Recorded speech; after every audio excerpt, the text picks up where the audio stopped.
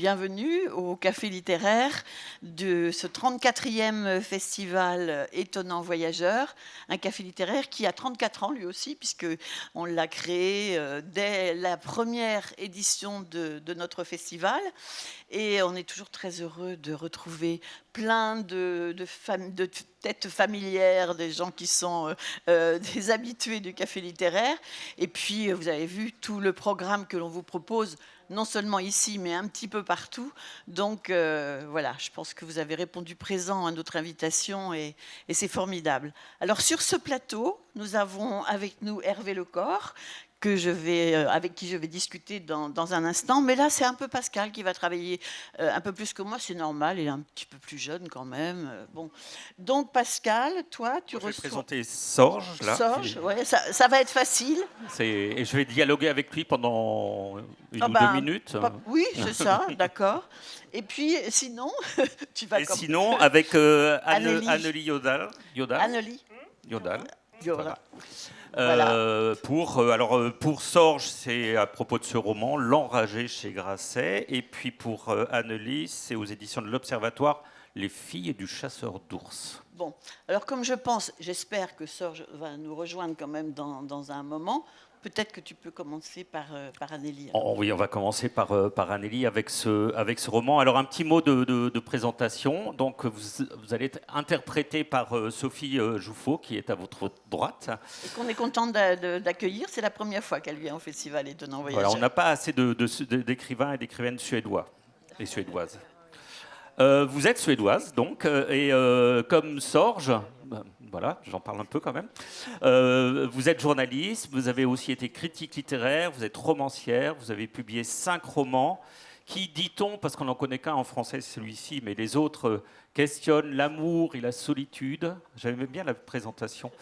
Les classes sociales et la démocratie, à travers des narrations qui sont souvent polyphoniques, ce qui est le cas pour celui-ci, Les filles du chasseur d'ours. Ce 5e roman, le premier donc à être traduit en français, il a été traduit, je vais le dire tout de suite, par Anna Gilson. Vous transposez dans ce roman une légende traditionnelle. Est-ce que c'est une vraie légende? Ça sera la première question. Celle des filles, les filles du chasseur d'ours. Et vous la transposez dans la Finlande actuelle. Alors, avant qu'on rentre dans le sujet du livre, déjà, est-ce que effectivement vous êtes appuyé sur une vraie légende et d'où vient cette légende? Est-ce qu'elle est finlandaise aussi? Est-ce qu'elle est suédoise? Est-ce qu'elle est scandinave d'une manière générale?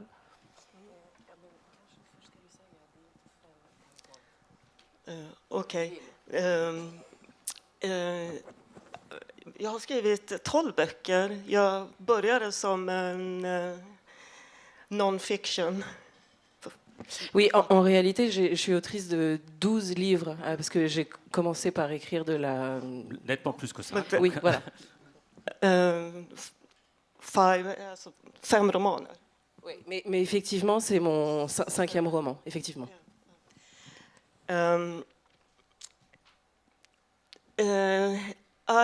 Jag hade den här idén om att utgå från en klassisk roman och skriva vidare på den. Och jag är väldigt intresserad av finsk kultur, finsk berättartradition. Jag valde Alexis Kivis klassiska roman 7 bröder, Sept frères.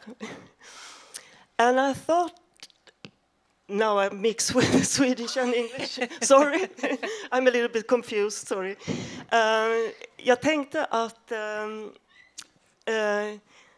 det skulle vara intressant att ta den här extremt maskulina kulturen där 7 bröder bor i den vilda skogen, i vildmarken, där de jagar, fiskar och slåss och super stenhårt. Vad vill hända om jag har flickor i de rollerna? Alors, mon idée, c'était de partir d'un roman classique et de poursuivre la trame de ce roman. J'ai toujours été intéressée par la culture et les traditions finnoises. Et donc je suis partie de ce roman qui est un grand classique en Finlande, Sept frères d'Aleksi Kivi. Et j'ai pensé qu'il serait intéressant de transposer ce roman, de transposer cette légende extrêmement virile qui parle de ces 7 frères qui vivent dans la forêt, qui se battent, qui coupent du bois et qui boivent comme des trous. Je pensais que ce serait intéressant de transposer et de voir ce que cette légende pouvait donner si c'était à la place 7 filles. Alors, effectivement, on a exactement ça. C'est 7 filles qui sont toutes rousses, qui sont sauvages, qui sont assez teigneuses aussi, hein, on en reparlera peut-être avec Serge, qui sont grossières, elles sont sales, elles pètent, elles rotent, elles rigolent, voilà. Elles sont couvertes de boue, elles sont fortes. Même assez herculéennes et joyeuses. Elles forment une drôle de communauté sororale, mais où tout est quand même pas très rose, on s'en aperçoit assez vite. Alors donc c'est plutôt un roman, mais on sent que même ce roman classique est nourri de légendes, et là on s'inscrit effectivement dans un cadre légendaire. Et ce qui est intéressant, c'est effectivement cette transposition, parce que les filles vivent avec cette image forte du père qui a été tué par un ours, dont elles gardent la peau tachée de sang, et elles le vénèrent. Et elles n'écoutent pas leur mère, qui vient les admonester tout le temps, qui vient leur faire la leçon, les tirer par les oreilles. Et elles n'écoutent pas du tout leur mère, elles ne font que vénérer leur père. Et pourquoi ? Non, ça va se retourner. Ça va se retourner contre elles, Anneli.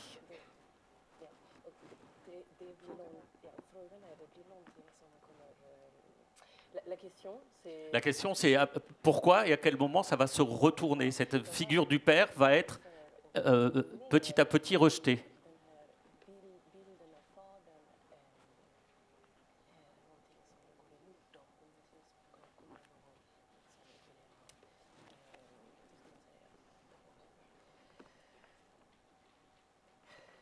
Donc,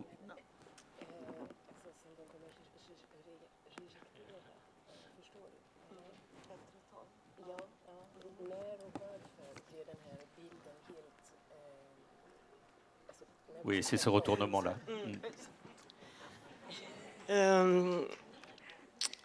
De här flickorna, de beundrar sin pappa, tycker att han är fantastisk.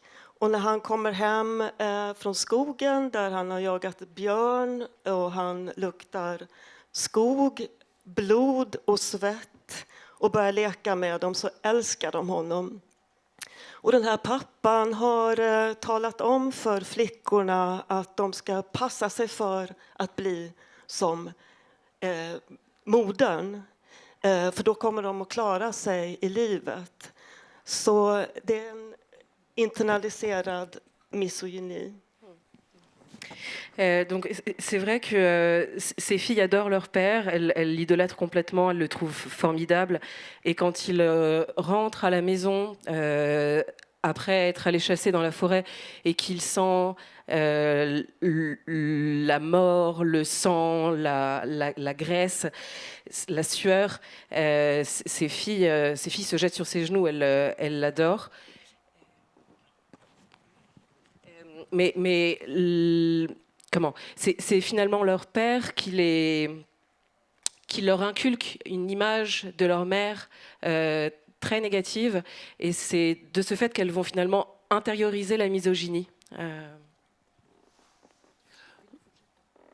Oui, c'est ce qu'on sent dans ce livre, c'est ce qu'on sent. On ne s'en rend pas compte de suite, hein, puisqu'on a l'impression vraiment qu'elles vivent leur vie détachées presque de toute condition sociale, dans la nature, de manière naturelle. Et évidemment, c'est complètement social, c'est complètement immergé dans un récit très marqué par la puissance de l'homme, la chasse, les traditions. Et ça interroge à quel moment il y a vraiment révolte. Alors c'est très beau parce qu'elles sont libres, elles sont fantasques, et elles vont vivre toutes seules, loin de la mer, en reproduisant le schéma du père, elles vont vendre des pots, et c'est une femme qui va raconter leur histoire. Elle rencontre une femme sur le marché, et c'est cette femme-là qui va raconter leur histoire. Donc c'est un regard féminin qui va nous amener ailleurs. Pourquoi vous avez choisi justement ce regard extérieur d'une femme qui raconte leur histoire?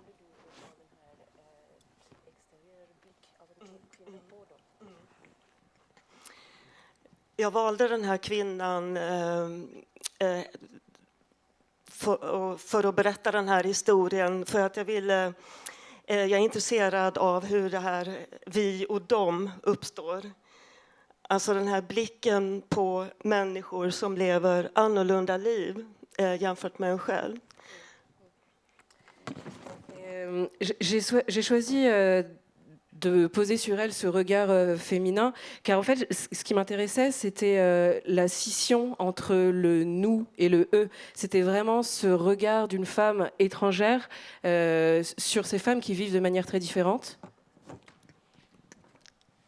Berättaren är ju också från staden, så det är liksom staden och landet. Et ce qui m'intéresse aussi, c'était de faire partir ce récit, enfin de le faire raconter par une femme de la ville, pour qu'on voit à quel point elle est en décalage par rapport à ces filles qui vivent dans la forêt. Hon vill bli författare och därmed fabulerar hon också. Så att man kan inte riktigt lita på vad som egentligen är sant om flickorna. Det var idén. Et cette jeune femme ambitionne de devenir écrivaine. Donc on peut aussi se demander si est-ce qu'on peut vraiment lui faire confiance? Est-ce qu'il n'y a pas un petit peu d'affabulation? C'est ça qui m'intéressait. Juste pour terminer peut-être avec ça, avant de dialoguer avec Hervé, le livre est constitué de 3 grandes parties. Il y a la ferme où elles sont au début, la relation avec le père, la mère, le père qui disparaît, la mère aussi.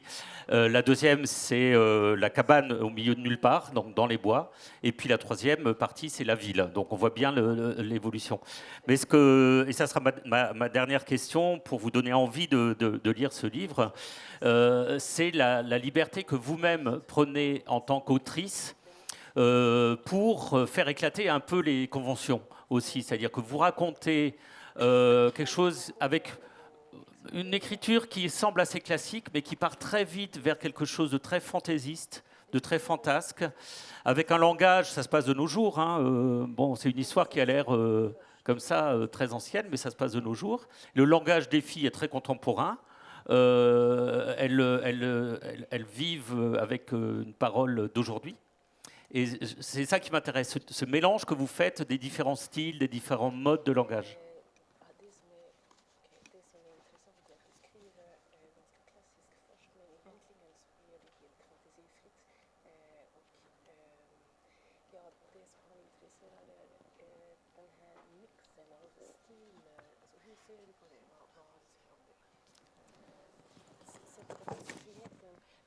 La liberté d'écriture et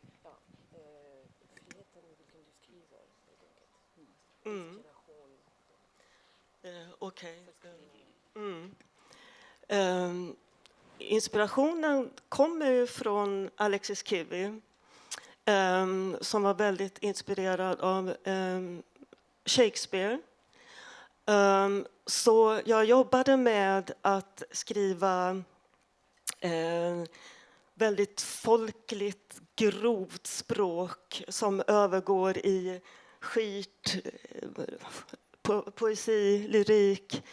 Jag jobbade med ett mörkt drama som också är mycket humoristiskt. Jag jobbade med realism som övergår i mystik. Och Shakespeare, där finns också mycket våld hos Shakespeare.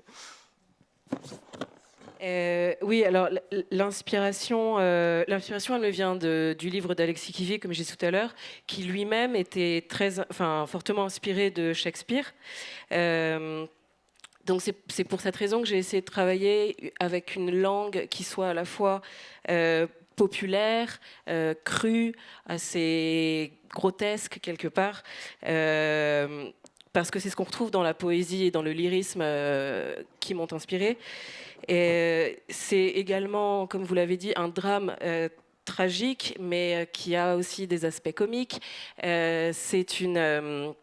c'est c'est une écriture très réaliste, mais qui, comment dire, s'échappe vers la fantaisie. Voilà. Merci beaucoup.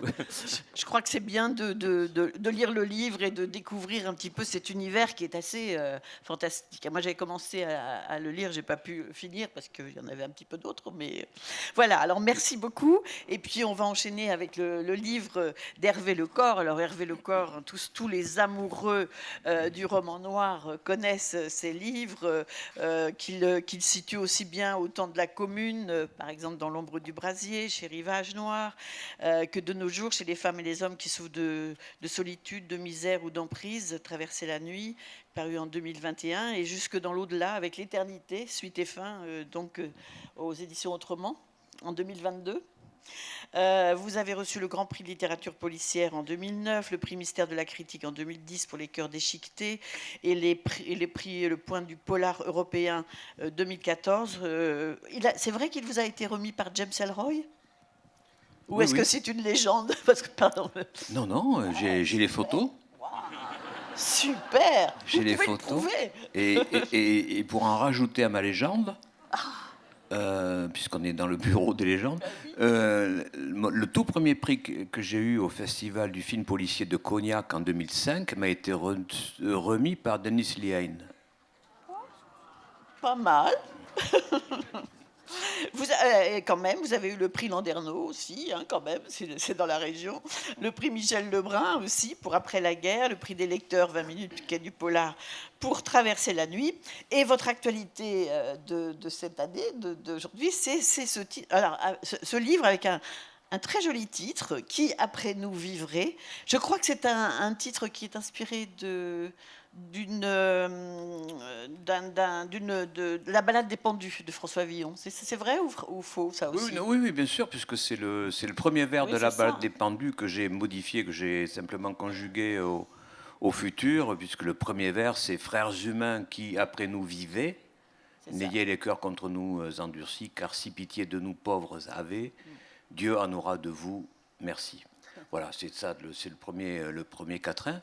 Et comment on trouve? Est-ce que, par exemple, un titre comme ça, vous avez commencé par trouver le titre, et c'est à la fin du livre où vous vous dites. Voilà, Ouais. j'étais complètement embêté par la recherche du titre, je ne trouvais rien. Sinon des clichés stupides ou des formules redondantes et que je voyais pas trop l'intérêt. Et puis, je sais plus comment ce poème de Villon m'est revenu en tête parce que je l'avais entendu chanter, enfin mis en musique par Léo Ferré il y a quelque temps déjà. Et Léo Ferré avait collé là-dessus une mélodie que j'avais trouvée très très belle. Et j'avais ça en tête, ça m'est revenu, je ne sais pas pourquoi. Bon, donc je suis allé revoir le texte de Villon, et là aussitôt, la deuxième partie du vers, qui après nous vivait donc, qui était au présent, m'a paru évidente. Qui après nous, donc, ça indiquait un petit peu le futur que je voulais mettre en scène, et quant à aller jusqu'au bout du futur, si on peut dire, autant conjuguer le verbe correctement. D'où cette petite modification. C'est venu comme ça, c'est un peu un fruit du hasard. Et finalement, dès lors que j'ai annoncé ça à mon éditrice, elle a dit « Ok, on ne touche plus à rien, ça va ». Alors, un soir, au milieu du 21e siècle, tout s'éteint. Plus d'électricité, et ce qui n'est pas une simple panne, ajoute du chaos au chaos, dans un monde dans lequel vous nous faites entrer, qui est déjà en déliquescence. Hein, c'est pas terrible la situation là. C'est le moins qu'on puisse dire. Ouais. Disons que j'ai pas eu à me documenter beaucoup. Puisque vous parlez de déliquescence, c'est marrant parce que le thème de notre causerie est la fureur de vivre. C'est drôle parce que ça me rappelle un film, moi. Moi, je mets des titres comme ça aussi, c'est pareil. Hein. Mais ça me rappelle un film. Et Ouais. dans ce film, avec James Dean, on a à un moment donné un concours idiot de jeunes gens qui se lancent jusqu'au bord d'une falaise, à bord de voitures lancées à bloc. Et l'idée, c'est de sauter en marche avant que la voiture ne sombre de l'autre côté de la falaise, ne tombe de la falaise. C'est très exactement la situation dans laquelle, ça n'est que mon opinion et je la partage, nous sommes aujourd'hui. Et il m'a suffi finalement de pousser un petit peu les curseurs de la catastrophe qui est en mouvement, d'après moi, pour pousser un monde au bord de la falaise pour qu'une pichenette suffise à le précipiter au fond. Finalement, j'ai pas fait beaucoup d'efforts, vous voyez, pour créer cette situation de basculement imminent, quoi. Quand vous dites ça, quand vous parlez de basculement, ça me rappelle une histoire d'un député qui, dans un discours, disait « Nous sommes au bord de l'abîme, faisons un grand pas en avant ». Ben, c'est très exactement ce que nous disent la majorité des politiques. Et ça fait un plaisir fou. Voilà. Alors, donc, c'est la catastrophe. Catastrophe. Déjà, ce monde, donc, catastrophe climatique, pandémie, régime arbitraire, terrorisme religieux, la violence partout. Est-ce que la pandémie vous a un peu aussi poussé à écrire cette histoire? Oui, évidemment, je vais essayer d'être bref là-dessus parce que je crois que je ne suis pas le seul à avoir éprouvé ce que j'ai éprouvé alors. Une pandémie qui se déclare à toute vitesse, qui s'étend à toute vitesse, le confinement qui nous fabrique des décors urbains singuliers, pour le moins. Personne dans les rues, pas de voiture, le silence. Tout d'un coup, on entend le chant des oiseaux. On ne sait pas si on doit s'en réjouir ou si on doit trouver ça terrifiant. Bref, j'ai eu l'impression de me retrouver tout d'un coup dans un de ces films ou de ces romans que j'aime tant lire ou voir, à savoir tout ce qu'on appelle tout cet imaginaire post-apocalyptique ou dystopique que j'aime bien, moi, me faire peur, imaginer ces solitudes absolues dans un monde détruit. Je trouvais ça plutôt sympa en tant que lecteur, en tant que spectateur, quoi. Le grand frisson, et puis les angoisses aussi que ça peut susciter, finalement. Et si j'étais là, et si j'étais à leur place, quoi, qu'est-ce que je ferais, seul, là, comme ça, bref. Et là, tout d'un coup, nous étions, il me semble, quelques millions dans le film, à se poser, je pense, à peu près les mêmes questions, sans parler des actualités, sans parler de toutes les images qui nous submergeaient alors et qui nous donnaient l'impression d'une catastrophe globale, avant que les scientifiques reprennent le dessus et que tout ça commence à s'apaiser. Mais il a fallu des mois et des mois et des mois où on surveillait quand même d'assez près les courbes de recontagion, les rebonds, et espèce de montagnes russes, si je puis m'exprimer ainsi, que le virus nous a fait vivre. Voilà. Oui, bien sûr que ça a servi. Et du coup, j'écris plutôt des romans noirs d'habitude. Et là, j'avais depuis longtemps envie, comme ça, d'écrire ce genre d'histoire. Et là, je me suis dit que le moment, si je ne l'écrivais pas à ce moment-là, je l'écrirai jamais, quoi. Là, j'étais mûr, si on peut dire. Alors là, on suit plusieurs personnages. Tout d'abord, un groupe de 4 personnes qui vont cheminer ensemble parce qu'il faut fuir sans arrêt, il faut fuir plein de choses, on va le voir. Et puis il y a un couple qui vient qui battait de l'aile un petit peu et qui va finir par qui va quand même mettre au monde une petite fille, et c'est comme si ça leur redonnait un petit peu le goût de vivre, voilà. Et sauf que à ce moment-là, il y a des émeutes un peu partout, il y a une violence folle, et eux aussi, enfin, lui, il va disparaître, et il va falloir que cette femme et son bébé prennent la fuite aussi. Alors, on suit ces 2 groupes de personnages. Alors, la construction du livre n'est pas forcément évidente, parce que vous faites des allers-retours. Il y a des moments, moi j'ai pris un papier, un crayon pour m'y retrouver, parce que comme il y a le bébé qu'on va redécouvrir adulte, jeune femme, etc. Donc c'est pas absolument évident, mais on se prend en jeu, on vous suit. Il n'y a aucun problème là-dessus, et on s'attache aussi à cette fureur de vivre, parce qu'ils se battent quand même pour survivre malgré des écueils épouvantables. Oui, ce dont vous parlez, ce sont les deux axes narratifs principaux. C'est-à-dire qu'une partie de l'action qui se déroule à partir de 2050 jusqu'à la fin de notre siècle, et un deuxième axe narratif qui démarre, lui, au début du 22e siècle. On est en 2100, 2110 à peu près. Et là, on a ces quatre personnes qui se sont réfugiées dans un monde, lui, désormais totalement révolu, détruit et, on va dire, atomisé en communautés hostiles la plupart du temps, et qui, eux, vont devoir fuir et surtout poursuivre leurs agresseurs après que leur abri a été attaqué. Voilà, c'est ça les deux idées. En gros, et l'idée, c'est d'essayer d'établir le lien chronologique entre l'effondrement de 2050 et ces quatre-là qui, plus d'un demi-siècle après, se retrouvent dans un monde désormais déserté. C'était ça l'idée, voilà. D'où par moments les sauts chronologiques que je me suis senti obligé de faire, sans quoi, si j'avais suivi une évolution linéaire comme ça, par exemple de Rebecca et d'Alice, entre leur fuite de la ville et après les différentes... j'étais parti sur 800 pages, et là, un sentiment de pitié intense m'a saisi, à la fois pour moi, pour mes capacités de romancier, et pour les lecteurs éventuels. Voilà. Alors, le monde va pas aller de mieux en mieux, il va aller de pire en pire, j'allais dire. Mais vous dites à un moment, c'est vrai, je sais plus, vers la page 200 et quelques, vous dites, pourtant, un des personnages dit, tous les signes étaient là. Tous les signes étaient là. La catastrophe était prévisible. L'évolution de ce monde était déjà inscrite pratiquement dans le présent.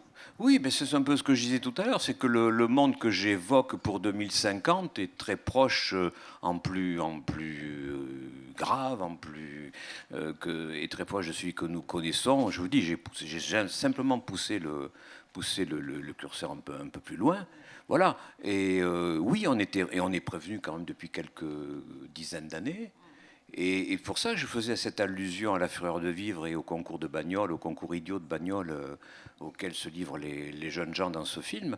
On est exactement, enfin, c'est en tout cas la façon dont moi je ressens les choses. On n'est pas obligé d'être d'accord avec ça. J'ai l'impression qu'on est très exactement dans cette situation-là. Et ce qui m'a plu, c'est une façon de parler. Ce que j'ai eu envie de faire apparaître, du moins, c'est le sentiment des personnages du monde d'après, leur ressentiment justement par rapport à ce qui aurait pu être fait et qui n'a pas été fait alors qu'il en était encore temps. Voilà. Et c'est pour ça que de temps en temps, en fuyant tout didactisme et toute leçon de morale, je l'ai fait tout de même s'exprimer à un moment donné sur merde, comment on en est arrivé là? Est-ce que c'est arrivé? Est-ce que c'est un accident?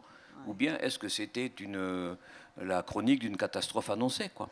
Et on retrouve, par exemple, des groupes armés. On ne sait pas très bien qui est l'ennemi. Il y a des militaires qui se promènent avec des armes, qui tuent d'une manière très libérée, on va dire. Il y a des gourous. Oui, il y a aussi ça. Il y a les gourous et des sectes religieuses qui sont terrifiantes aussi. Les personnages vont se retrouver dans des situations terribles. Oui, parce que il y a une communauté militaro-religieuse qui, je me suis un petit peu inspiré du califat de Daesh et de la façon dont les femmes sont, pour une large part, réduites en esclavage, et en esclavage que ce soit sexuel ou de travail.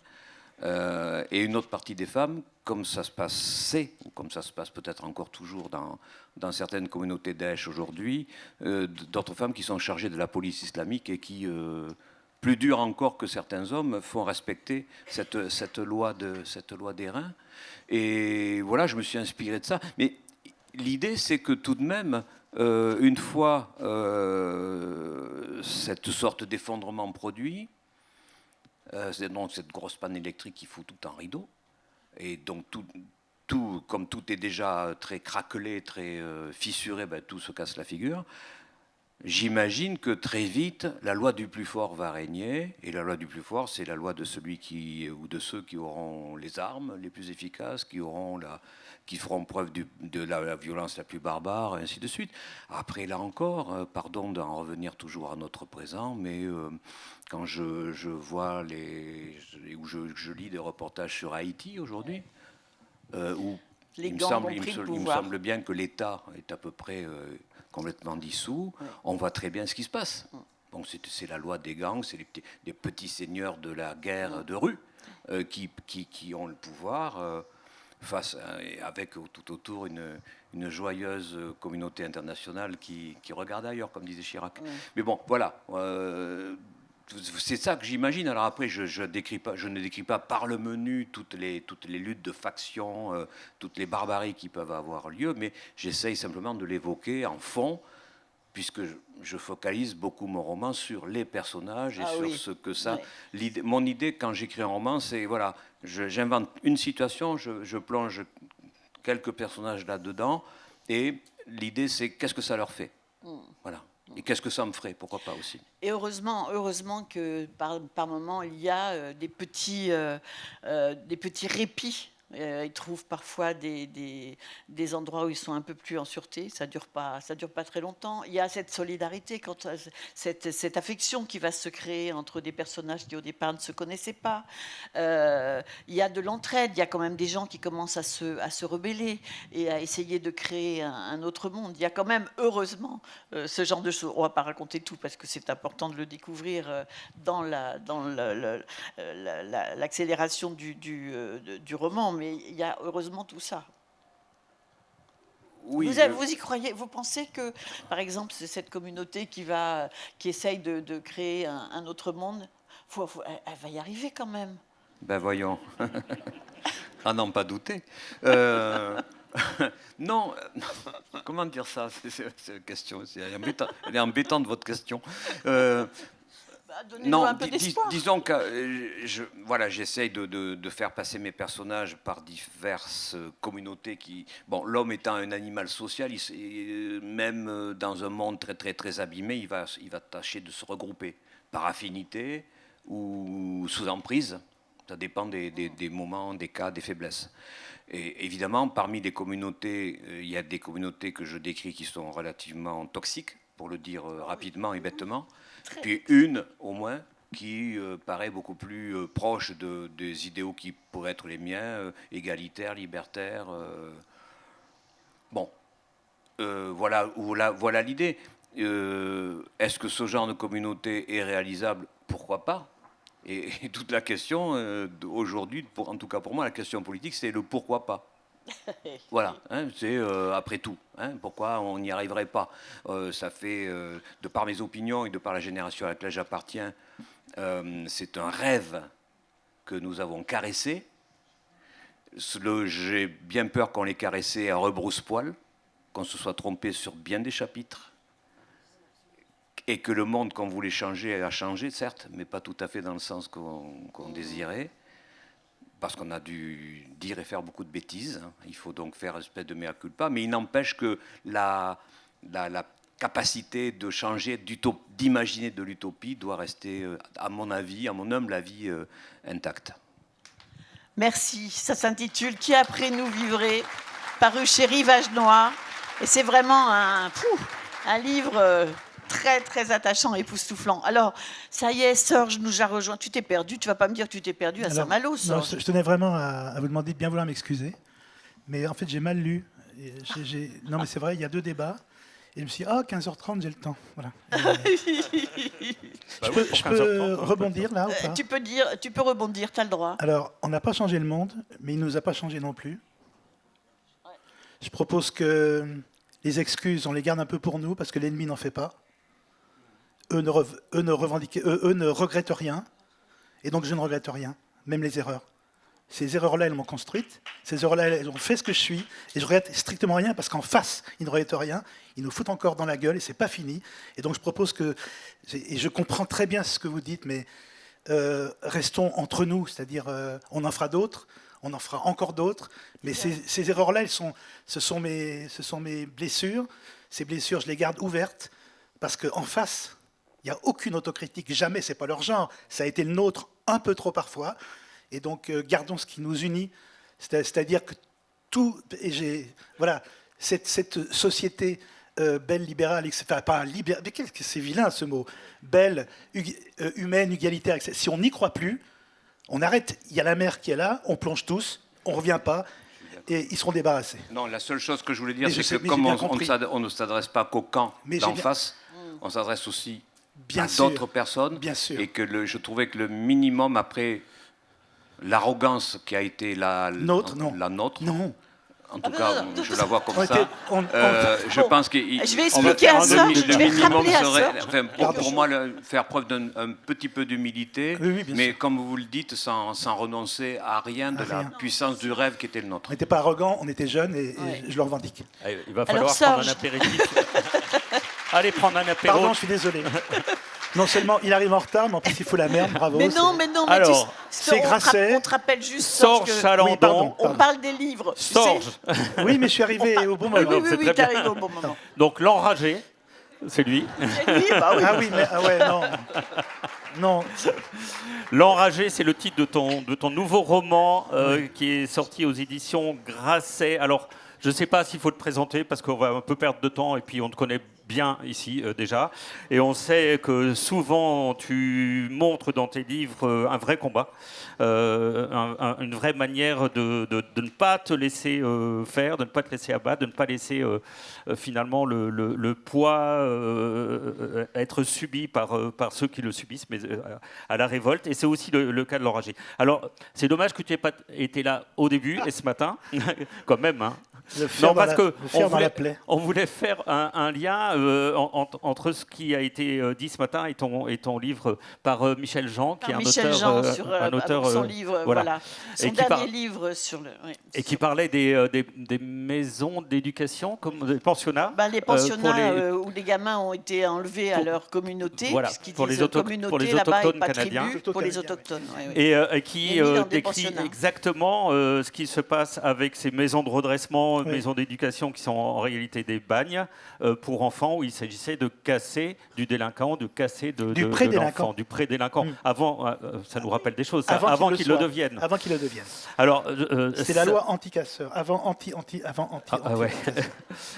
On sait jamais. On sait Tapons jamais. dessus avant qu'il fasse Avant- des bah oui, bêtises. C'est pas bête, hein. Oui, c'est pas bête, ça marche d'ailleurs. Alors, quand même, cette histoire, elle vient de loin pour toi aussi. Elle vient pas seulement de loin dans ton parcours personnel, parce qu'au fond, il y a toujours un peu de toi dans tout ça, mais elle vient de loin aussi dans ton récit d'auteur, de journaliste, dans ton parcours d'auteur et de journaliste. Ben, c'est-à-dire que moi, j'ai. Encore une fois, pardon. Voilà, c'est fait. Non, mais je déteste les gens qui arrivent en retard parce que je trouve ça d'une On te déteste pas, nous. hein. indélicatesse On absolue. t'invitera plus, surtout. Non, mais voilà. Moi, j'ai un problème par rapport à d'autres auteurs. Et c'est un handicap et en même temps, c'est une chance, je pense. C'est que je n'arrive pas à écrire sur ce que je n'ai pas vécu vraiment. Et ça, c'est un problème parce que je ne pourrais pas être.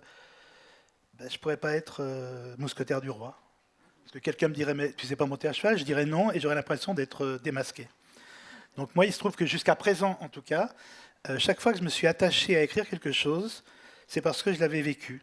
Donc j'ai écrit le 4e mur parce que j'étais correspondant de guerre au Liban, dans les camps de Sabra et Shatila martyrisés. J'ai écrit sur mon père parce que j'étais un enfant battu. J'ai écrit sur le cancer, j'en avais un. C'est-à-dire que j'ai du mal à ne pas écrire sur quelque chose que je ressens ou que je vis. Non pas pour parler de moi, c'est pas du tout mon truc, mais pour en faire autre chose. Mais en tout cas, et là, donc enfant battu. Et mon père m'avait toujours dit, il ne me parlait pas de bagne. C'était pas ça pour les plus anciens, vous vous souvenez toujours. Les parents nous disaient alors, soit la maison de correction, tout le monde, ouais, soit la maison de redressement, voilà. Et moi, il me disait, il y a un lieu particulier, je ne sais pas s'il m'a dit en Bretagne, peut-être que je reconstruis après, il faut faire attention. Mais en tout cas, il y a un lieu, c'est une île, où on met les garçons comme toi, donc ceux qui soutiennent le regard du père, ceux qui ont peut-être des mauvaises notes à l'école, les garçons comme toi, et les gens comme toi, on ne voit plus jamais leur gueule. Et moi, comme c'était un menteur épouvantable, je pensais qu'il mentait encore. Il a écrit un livre incroyable là-dessus, Et sur son père. bien sûr, Incroyable. Et là, il mentait pas. Et là, il ne mentait pas. Et il ne mentait pas, c'est-à-dire que j'ai vécu une partie de mon enfance, c'est-à-dire de 9 à 13 ans à peu près, avec la peur d'être mis dans cette île, qui est une sorte d'île du diable. Je ne sais pas si ça existait ou pas, mais en tout cas, j'avais peur de ça. Et 2 ou 3 fois, il m'avait emmené en voiture, j'étais à Lyon, autour de Lyon la nuit, et il me laissait devant un mur avec une porte vermoulue. Il me disait, tu tapes, tu cries, c'est Chalandon, ils vont t'ouvrir. Et c'est le bagne, c'est le bagne. Et moi, je tapais Chalandon, il n'y avait personne, évidemment, mais il fait nuit. Je vois les feux rouges, les feux arrière rouges de la voiture de mon père qui s'en va. Ça dure 5-10 minutes. Les feux jaunes qui reviennent, c'était jaune à l'époque. Les feux jaunes qui reviennent, finalement, j'ai réfléchi, je te laisse encore une chance, mais je suis terrorisé. Une seule fois, j'ai su qu'il mentait. Quand donc il demandait à ma mère, en pleine nuit, 2h, 3h du matin. Aujourd'hui, je me dirais, personne ne peut m'accueillir dans un truc comme ça à 3h du matin. Mais je suis un enfant. Moi, je crois ce qu'on me dit. Et une seule fois, ma mère a fait un petit acte de résistance qui est minuscule, mais qui était pas mal quand même. Je lui ai dit, maman, elle fait ma valise, comme à chaque fois, tu oublies mon pyjama. Et elle regarde s'il n'y a pas mon père et elle me dit, tu n'en auras pas besoin. Et là, je comprends que je vais dormir ce soir dans ce lit-là. Mais c'est le seul acte de résistance qu'elle ait pu faire dans sa vie une fois. Mais donc moi je vis avec ça, et puis bon, ben, je m'enfuis de chez moi à 16 ans et demi. Je rentre par la grâce, j'ai failli dire une bêtise. Non, par la grâce du hasard, je rentre à Libération, et en 77, quand je suis à Libération, j'apprends que le centre d'éducation surveillée de Belle-Île-en-Mer vient de fermer ses portes, et j'apprends que ça a été un centre pour enfants, une colonie pénitentiaire, et je me dis, mais mon Dieu, c'est là qu'ils voulaient me mettre. Et donc, Libération, nous sommes en 73, on a 8 pages, on n'a pas d'argent, je ne peux pas faire un reportage sur le centre qui ferme, je ne peux pas annoncer un centre qui ferme à des gens qui ne savaient pas qu'il était ouvert, ça ne sert à rien. Donc, mais moi, je me dis, j'aurais pu être l'un de ces enfants-là, quoi. 1977. 77, il ferme. Alors c'était autre chose, évidemment. Oui. Il y avait eu les ordonnances de 45, mais les gamins de 77 sont dans les cellules des gamins de 1840, qui étaient eux-mêmes dans les cellules des communards. C'est-à-dire que les cellules sont les mêmes. Alors il y a une petite couche de barbouille, le réfectoire est le même, le mur est le même. C'est-à-dire que vous allez aujourd'hui à Belle-Île, vous avez encore le mur avec les tessons de bouteilles. Vous dites, ça, c'est mes tessons de bouteilles de 1840, puisqu'à l'époque c'était en 1840. Et je me dis, il faut que je rende hommage à ces gamins-là. Mieux que ça, si je pouvais être un jour l'un d'eux, ben, ça me plairait bien. Je ne suis pas historien sur cette histoire-là, je ne suis pas journaliste. Comment, papa, tu voulais me mettre là-bas, comment je peux y aller là-bas sans défleurer et sans violer la vérité, parce que moi je tiens à la vérité, je suis journaliste. Le journaliste qui est derrière moi empêche l'auteur de faire n'importe quoi. Je suis tenu par le journalisme, c'est-à-dire je suis tenu par la vérité historique. Comment je peux y aller? Qu'est-ce que je peux faire? Qu'est-ce que je peux trouver comme histoire pour me glisser à Belle-Île-en-Mer? Et tu trouves un enfant. Mais ça, non, mais j'épluche la presse d'abord. Ouais. Alors que c'est important parce que comme il y a plein de complotistes en ce moment, mais ils sont pas là. Là, c'est que des gens qui. Ben non, c'est important. Toutes les archives du centre pénitentiaire de Belle-Île-sur-Mer ont brûlé. Hein, Ah, ouais, bah, tiens. non, ni le Mossad ni la CIA. Non, C'est non. marrant, Ça Michel aussi, Jean c'est nous a hasard. dit. Voilà, Exactement la même chose. Tout a brûlé. Et donc, il y a très peu de sources. Il y a d'autres centres pénitentiaires comme Mettray, où était Jean Genet. Jean Genet, le poète, a été cassé par le centre pénitentiaire de Mettray. Et d'autres centres comme ça, il y a toutes les archives. Le nom des enfants, pourquoi ils sont là, quel âge ils avaient, qu'est-ce qu'ils mangeaient, tout, il y a tout. Belle-Île-en-Mer, il n'y a rien. Et donc, moi, j'ai un problème, c'est que je pars déjà sur rien. Heureusement, merci au Ouest-France, il y avait l'Ouest républicain à l'époque et d'autres, mais merci parce qu'il y a la presse locale. Et là, j'ai plus 10 ans de presse locale. D'abord, j'ai plus une chose qui est importante, c'est les historiens locaux qui ont travaillé dessus. Il y a eu des livres sur Belle-Île, mais qui se sont arrêtés généralement juste un peu avant ou un peu après la guerre de 14. Mais en tout cas, il n'y a pas grand-chose sur ce que je cherche. 10 ans de presse locale et tout d'un coup, ce que tout auteur rêve, je tombe sur l'histoire qui va me permettre de rentrer à Belle-Île. Papa, je vais y aller où tu voulais m'envoyer, j'y vais. Alors je t'avertis, ça se passe dans les années 30, je suis désolé. Il y a quelque temps, j'étais dans un salon du livre et quelqu'un me dit « Mais ça vous fait quel âge ?» Je dis « Non, c'est un roman. » Mais en tout cas, moi ce qu'il me fallait, c'est que je trouve l'histoire où je pourrais être l'un d'eux, l'un de ces enfants, pour souffrir avec eux, pour me battre avec eux, pour en chier avec eux et pour lutter avec eux. Mais il faut trouver la belle histoire et je suis tombé sur la belle histoire. Et non seulement tu trouves la belle histoire, mais tu trouves un nom. Alors oui, mais alors d'abord la belle histoire. La belle histoire, va. D'abord, c'est-à-dire D'abord, la que belle oui, histoire. parce que oui, Jules, voilà. Mais d'abord, qu'est-ce que je peux faire? Et donc je cherche. Merci. Je ne sais pas s'il y a des correspondants de la presse locale, mais vos ancêtres ont suivi avec précaution tout ce qui se passait. Il n'y avait pas grand-chose à Belle-Île, parce que je suis désolé, je ne sais pas s'il y a des Belle-Îlois ici, mais le directeur de la presse locale était copain avec le directeur de la prison, du centre pénitentiaire. On déjeune C'est ensemble. normal, ce sont des notables. Bon, voilà, sont des notables. Donc on ne va pas dire du mal quand même de ces enfants qui travaillent gratuitement, notamment dans le jardin du directeur local de Ouest Républicain. Donc voilà. Voilà. Mais tout d'un coup, qu'est-ce que je vois? Que ça c'est juste, c'est le bonheur. Le 27 août 1934, il y a 56 gamins qui essayent de s'évader du centre pénitentiaire de Belle-Île. Bonheur absolu, parce que déjà, qui essaient de s'évader, les petits bichons, ils ont entre 12 et 21 ans. Pourquoi 21 ans? Parce que c'est la majorité. Donc à 21 ans, ils avaient été sages, ils partaient à l'armée. Ils n'avaient pas été sages, ils partaient au bagne, au vrai Cayenne, etc. Mais en tout cas, il y en a 56 qui s'évadent, c'est-à-dire, ça veut dire quoi qui s'évadent? Qui passent le mur. Après, il y a les pires des gardiens du monde, c'est l'océan. En plus, le 27 août 1934, c'est important pour moi de tout savoir. Énorme orage à l'époque sur Belle-Île. Donc celui qui prend une petite embarcation, il se noie, il meurt. Hein. C'est terminé. Impossible de s'évader du Nil, déjà. Impossible. Comme ça. D'abord, on ne s'évade pas du Nil. Mais passer le mur, c'était passer le mur, quoi. Mais avant de passer le mur, on va taper les gardiens, on va brûler des choses, on va casser du mobilier. Enfin, je dis, pourquoi est-ce qu'ils l'ont fait quand même ou pas? Pourquoi est-ce qu'ils se rebellent ou... Oui, non, pas tout. On dit pas tout? Non. En tout cas, Non, mais juste non, pas tout un dire. truc. Ah, Bon, non. non. En tout cas, ils se rebellent pour un truc qui est tellement hallucinant que tu te dis, mais c'est pas possible. Si, c'est possible. Si, c'est possible. Ils se sont rebellés pour quelque chose qui a aucun sens, parce qu'on leur a reproché à 1, 2, si on peut le dire, allez. Non, C'est énorme. Non, faut pas divulgacher. Dès le début, ça vous gâche mais rien non, mais du c'est tout. un. Attendez. Ah non, un. tu nous prives d'un plaisir de lecture. Non, mais un truc. de- Mais non, mais c'est au tout début, ça va, c'est bon. Bon, c'est Non, toi le d'accord. chef. Hein. Non, mais c'est juste un. Non, mais. Ben oui, allez, un. Mais juste ça, promis. Les gamins doivent subir la loi commune, qui est, quand on est à table, c'est l'entrée, vous imaginez, le plat principal, le fromage et le dessert. Il y a un gamin qui commence par le fromage. L'histoire n'a pas retenu le nom de ce gamin, mais il se sert de fromage. Il vient de briser la loi commune. Faisant cela, il prouve qu'il n'est pas récupérable. Faisant cela, il prouve qu'il est un rebelle. Faisant cela, il prouve qu'il ne suit pas les ordres. Et les gardiens le massacrent. Et ça, c'est le coup en trop. C'est-à-dire que les enfants se lèvent tous, les caïds, et les tout petits, les tout humbles, tout le monde se lève, bousille les gardiens qui vont derrière la porte dans la tente des gendarmes. Mais juste pour un bout de fromage, les enfants se rebellent. Il y en a 56, pauvres bichons, qui passent le mur parce que les ouvriers ont oublié 2 échelles. Voilà. Et moi, ce qui me bouleverse, c'est une superbe histoire. Mais ce n'est pas un roman. Je ne suis pas historien. Donc voilà, les gamins, c'est formidable. Et puis quoi, Sorge? Voilà, pas mal, non? Non, ça ne suffit pas. Et mon problème, donc je ne raconte plus, c'est fini, d'accord? Donc mon problème, c'est qu'il y a, qui se passe la nuit, vous verrez. Et le bonheur de l'auteur, et le bonheur du journalisme aussi, c'est qu'il y a 56 gamins qui se sont échappés, et ils en rattrapent que 55.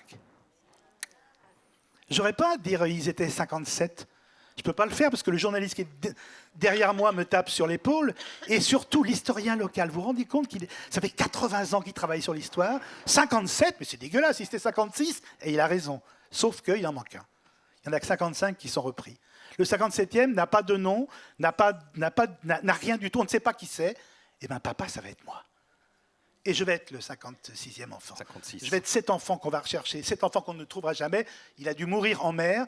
Un gendarme à l'ouest républicain a dit, ou bien peut-être qu'il aurait été récupéré par un jupon accueillant sur l'île. C'est tellement mignon. Non, le 56e, il est arrivé en retard aujourd'hui pour vous en parler. Voilà. Et ça te fait quel âge? Ça me fait quel âge? Ça, Et pour finir... tu les fais pas. Oui, pour finir, tu as 30 secondes. J'ai 30 secondes. Je l'ai appelé Jules. Jules, parce que Jules Vallès, parce que l'enfant, qui est le premier livre qui m'a fait pleurer et qui m'a dit, il n'y a pas que toi qui est battu par ton père, mon chéri, il y en a d'autres. Il y avait Jules Vallès, c'est avant que je connaisse Poil de Carotte et tous les autres. Ça, c'est la première chose. Et je l'ai appelé Bono. Ça s'écrit pas pareil. Ça s'écrit E-A-U. parce que je voulais que Jules Bonneau, quand il pêche dans un lac et que le gardien de pêche arrive, t'appelles comment toi? Jules Bonneau, monsieur. Ça la fout mal. Parce qu'évidemment, on pense à la bande à Bonneau et je voulais que son nom soit stigmatisant dès la naissance. Voilà. Eh ben merci. Mais de rien. Voilà, merci. Et juste dire, dans le livre, il y a un invité surprise. Bah non, je dis pas. Non, non. Il va falloir le lire. Hein. Alors, donc, nous avons parlé sur ce plateau du livre d'Hervé Lecor, Qui après nous vivrait, paru chez Rivage Noir. On a aussi parlé des filles du chasseur d'ours d'Anneli Yodal, traduit du suédois par Anna Gibson aux éditions de l'Observatoire. Et merci pour la traduction aussi à Sophie. Voilà, Sophie. Et puis, Sorge Chalandon, le roman s'appelle, mais c'est un roman autobiographique, hein, journalistique, ça vous fait quel âge? De Sorge Chalandon, qui fait beaucoup moins que son âge, aux éditions Grasset. J'ai tout dit. Laure Agé, Sorge Chalandon, oui, j'ai tout dit. Voilà, merci beaucoup.